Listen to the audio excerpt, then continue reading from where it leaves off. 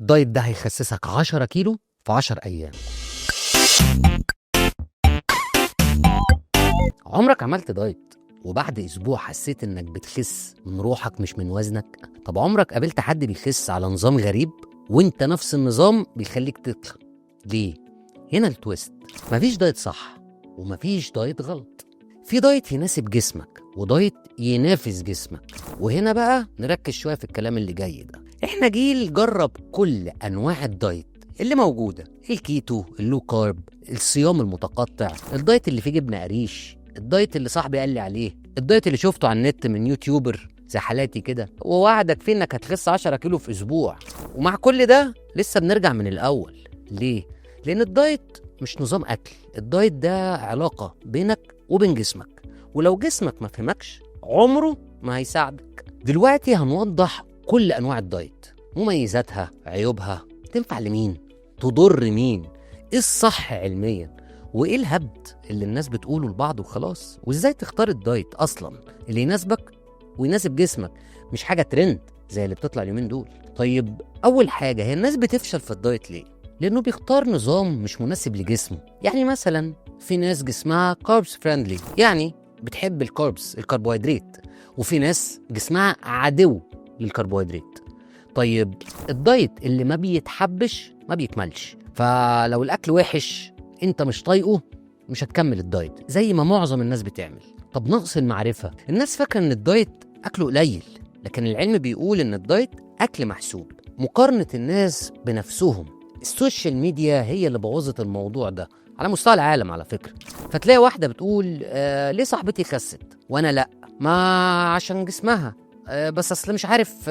الكلام ده غلط، لان جسمها غير جسمك، هرموناتها غير هرموناتك، كل واحد جسمه غير اللي جنبه، فاللي يمشي مع صاحبتك مش هيمشي معاكي. والله الدايت مش لايف ستايل تخس اسبوعين وترجع لزمان. الوزن بيرجع عادي، بس لما بيرجع للأسف بيرجع الدبل. ما تيجوا نشوف في الأنواع.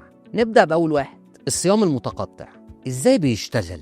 الصيام بيقلل الأنسولين وبيخلي الجسم يبتدي يحرق الدهون اللي موجودة، بيحرق الدهون بجد. طب أنواعه عندنا كذا نوع.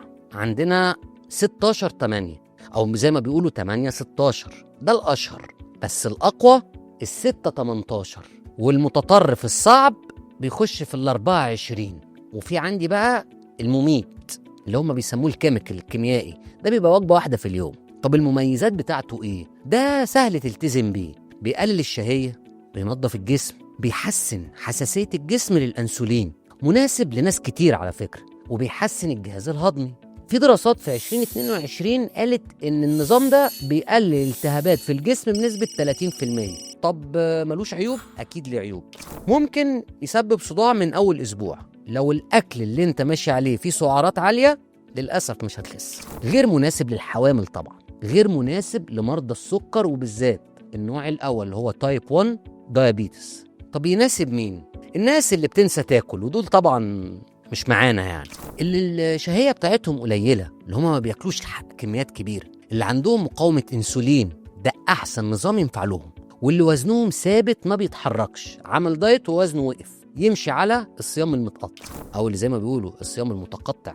الدايت التاني اللي اسمه كيتو دايت. طيب فكرته ايه؟ ان انا بوقف كربوهيدرات، فالجسم بيعمل حاجة اسمها كيتوزز، او الجسم بيخش ويبدأ يحرق دهون بطريقة رهيبة. ليه مميزات طبعا، بينزل الوزن بسرعة جدا وعلى طول بتحس انك شبعان، بيقلل السكر وبيقلل الالتهابات وبيعالج مقاومة الانسولين، ودي حاجة منتشرة قوي عند الناس دلوقتي، وحلو جدا للناس اللي عندها دهون في البطن، بس اكيد ليه عيوب.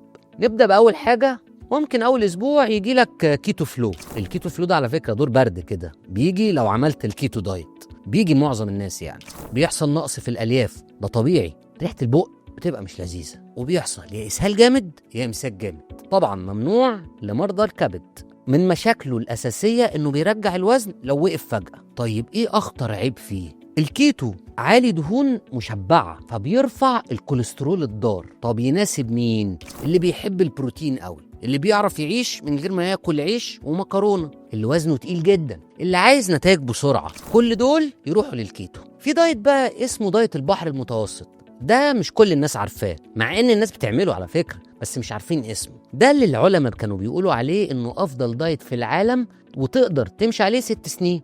تخيل فكرته ايه؟ سمك، خضار، فاكهة، زيت زيتون وحبوب كاملة ومكسرات وأكل طبيعي.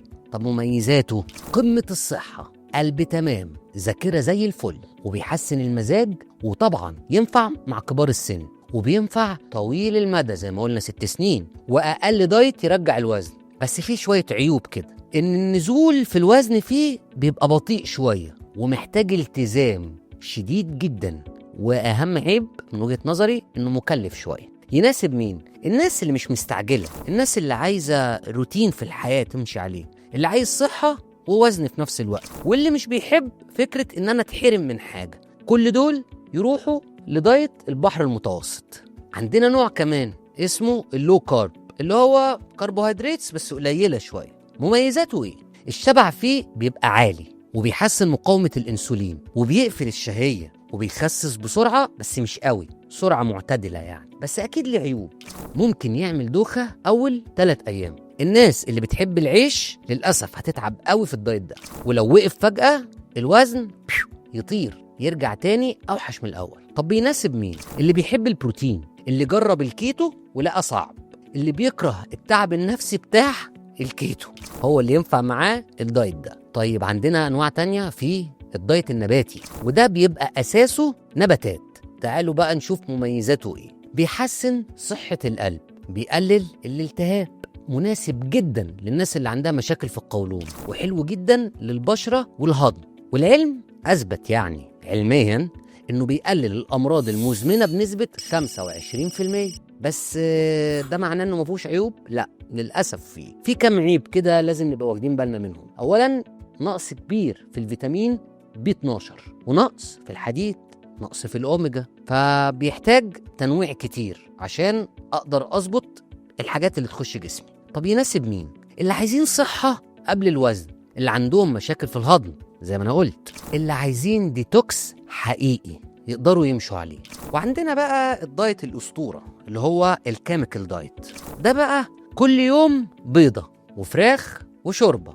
ده مش دايت، ده انتحار غذائي. انت متخيل يعني ايه بيضة الصبح وفراخ وشوربة بس؟ فللأسف مش أي حد بيقدر يمشي عليه. مشاكله إيه بقى؟ الهرمونات بتتلخبط، طبعا الشعر بيقع، المناعة بتبوظ، الوزن للأسف بقى لما تبطلوا الوزن اضربه في 2 أو في 3 كمان، والنفسية في الأرض، ودي من مشاكله الأساسية. تعال أقول لك بقى على تويست كده زي ما أنا قلت في الأول. أي دايت ينزلك 10 كيلو في أسبوع هيرجع لك 15 كيلو بعديها على طول. فإزاي نختار الدايت المناسب لجسمنا؟ تعال بقى. اختيار الدايت المناسب للجسم بيبقى على كام حاجة كده نركز عليها: طبيعة جسمك، شهيتك، وشغلك، ونومك، ونشاطك، وهرموناتك. ليه؟ الشغل والشهية والنوم من أساسيات اختيار الدايت، ومفتاح السر الدايت اللي تحبه هو الدايت اللي هيديك نتيجة. الحقيقة الدايت مش سباق، الدايت شراكة بينك وبين الجسم. فما فيش نظام سحري، بس في نظام يناسب جسمك، ولو لقيت اللي يناسبك مش هتحتاج تبدأ من الأول تاني.